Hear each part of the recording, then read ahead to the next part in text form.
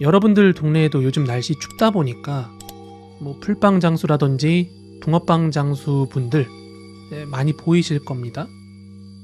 근데 산 아래에 있는 우리 동네에 한 풀빵 장수가 있었는데, 이 풀빵 장수가 여기저기 장사를 하면서 돌아다니다가 이제 마지막에 장사 접기 전에는 근처에 고등학교가 하나 있거든요.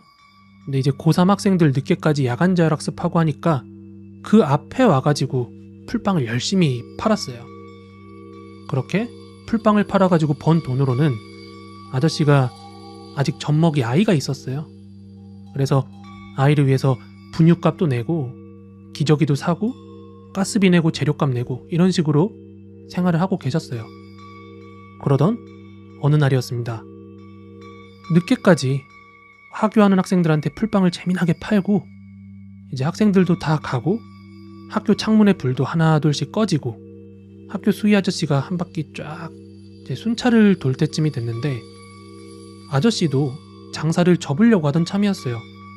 그런데 마침 그때 돼가지고 늦은 시간이었는데 저기서 피부가 하얗고 고운 한 아가씨가 나타난 거예요. 풀빵 장수 앞에.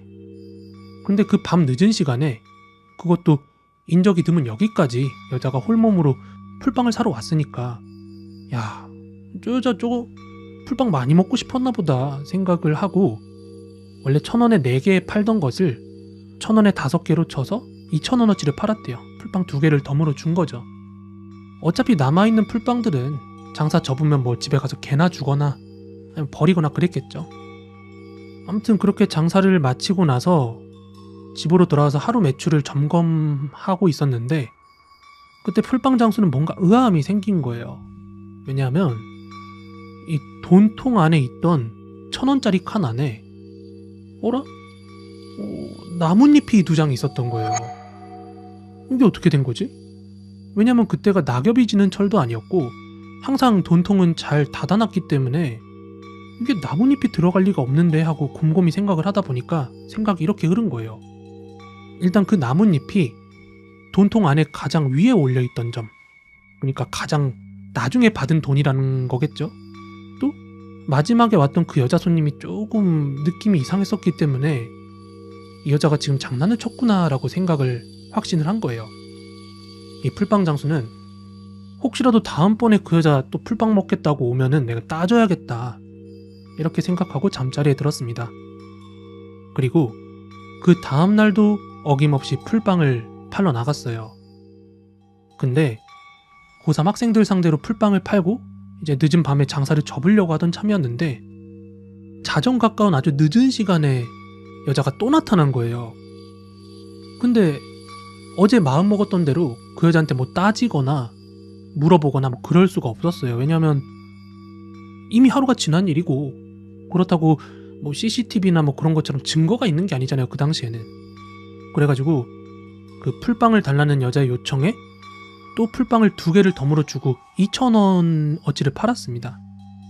그리고 이번에는 분명히 1,000원짜리 2장을 건네받고 이게 돈인 걸 확인하고 그 여자를 보냈어요.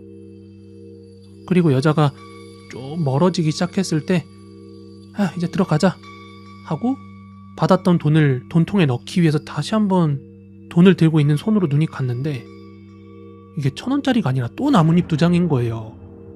풀빵 장수는 그때부터 약간 화가 나기 시작한 거예요. 그래서 저 여자 붙잡고 따줘야겠다 싶어서 막 부랴부랴 쫓아갔습니다. 거리를 좁히기 위해서 성큼성큼 제법 빠른 걸음으로 걸어서 따라갔는데, 희한하게 이 여자랑의 거리가 좀처럼 좁혀지지가 않는 거였습니다. 또 이 여자가 가는 길도 좀 난감한 게, 산 아래 뭐 마을 쪽으로 가는 게 아니라 산 위로 올라가고 있었어요, 여자가. 근데 이 풀빵 장수는 산 위에도 마을이 있다라는 말을 전혀 들어본 적도 그리고 가본 적도 없었기 때문에 왜 절로 가는 거야 하고 한 10여 분 가까이를 그녀를 쫓아 걸었어요. 그렇게 한참 그 여자를 따라서 산을 따라 올라가는데 어느 순간 그 여자가 귀신같이 사라진 거예요. 그래가지고 뭐야, 왜 사라졌지? 이 여자 어디 갔지? 내가 지금 잘못 본 건가? 싶어가지고 아까 그 여자가 사라졌던 그 위치까지 이제 풀빵 장수가 딱 올라갔어요. 근데 이제 늦은 밤이니까 달빛 하나에 의존해가지고 주변이 이렇게 비치는데 그 달빛에 뭔가 희끄무리한 게 눈에 들어오는데 이게 비석이었던 거예요. 이 풀빵 장수가 따라온 길이 오솔길이었고 이 오솔길은 그 비석 앞에서 끝나 있었습니다. 비석 뒤로는 무덤이 하나 있었는데 희한한 건 이 무덤이 새로 생긴 무덤인지 흙 봉분 위에는 풀이 하나도 없이 그냥 맨 흙이었다는 거예요. 뒷골이 너무 오싹했던 이 풀빵 장수는 서둘러 산을 내려왔고 도망치듯이 집으로 들어갔습니다. 야, 내가 이거 말로만 들었지 귀신에 홀린다는 게 이런 건가? 너무 무서워서 도무지 잠도 오지 않고 꼬박 밤을 새고야 말았습니다. 그리고 나서 이제 새벽 첫 닭이 올 때쯤에 이 풀빵 장수는 다시 한번 집을 나섰어요. 어디를 갔냐면 어제 그 무덤을 향해서 다시 한번 향하게 된 겁니다. 왜냐? 본인이 봤던 게 귀신이라고 믿어야 될지 말아야 될지 너무 갈팡질팡하기도 하고 너무 무서운 상황이었기 때문에 이거 긴가 아닌가 내 눈으로 직접 확인해야만 그 무서움이 해소가 될 것 같았거든요. 그래서 다시 한번 어제 그 길을 따라서 그 무덤 앞에 도착을 했는데 새벽녘에 갔는데도 그 비석이랑 무덤이 있길래 담배를 한 대 꼬나 물면서 이거 진짜 귀신이란 게 있나 보네. 이게 누구의 무덤이야? 하면서 비석을 쓰다듬고 있었는데 그 순간이었어요. 풀빵 장수가 애기 울음소리가 난다고 딱 생각이 드는 거예요. 거기서부터 뒷골이 다시 찡! 애기 울음소리? 피던 담배꽁초를 던지고 주위를 둘러보니까 그 아침 숲에는 아무도 없었습니다. 애기 울음소리가 들려올 곳이 없었던 거예요.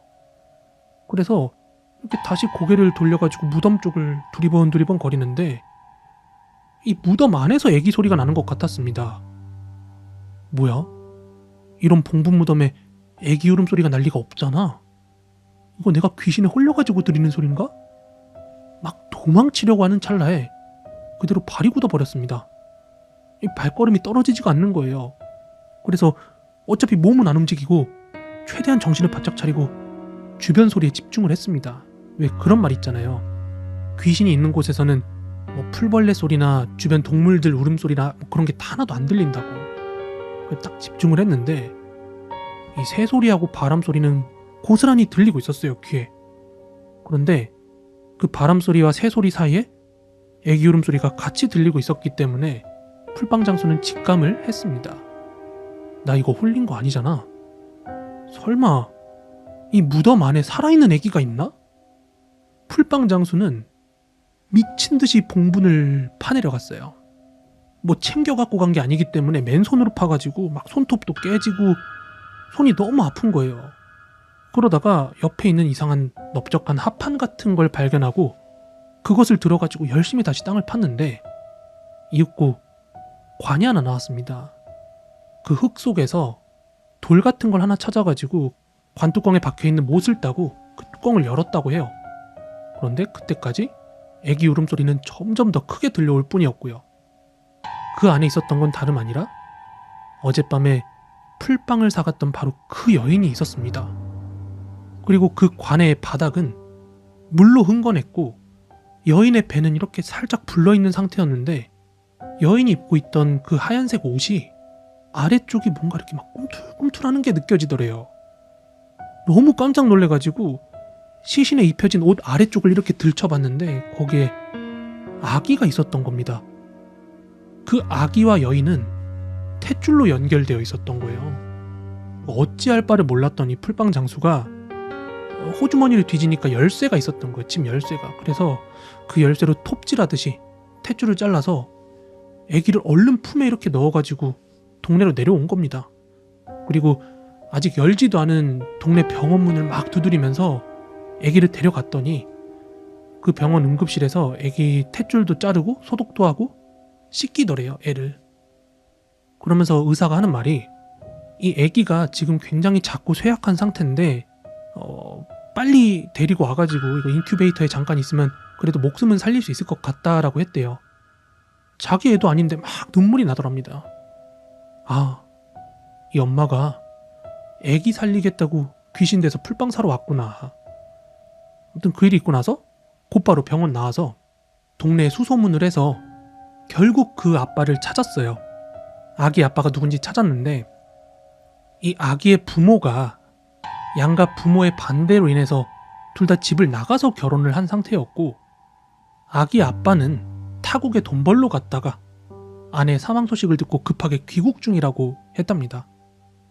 그 아기 엄마는 단칸방에서 혼자 자다가 급사를 했는데 그 당시 이제 풍습상으로 부모보다 일찍 죽은 자식은 불효자라고 해서 장을 하루장으로 지내는 경우가 있었대요.